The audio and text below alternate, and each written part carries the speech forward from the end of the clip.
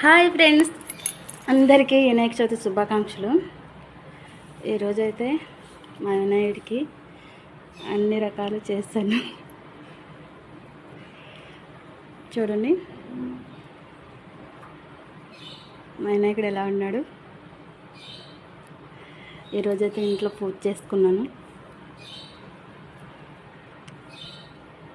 అందరికీ వినాయక చవితి శుభాకాంక్షలు. మా ఆయన అయితే ఇంట్లో లేడు, అందుకే కొంచెం సాడ్గా. హాయ్ ఫ్రెండ్స్, అందరికీ వినాయక చవితి శుభాకాంక్షలు. నా ఫ్రెండ్స్ అందరికీ. అందరూ ఎలా ఉన్నారు? బాగున్నారా? అందరూ బాగుండాలి, అందులో నేను ఉండాలి.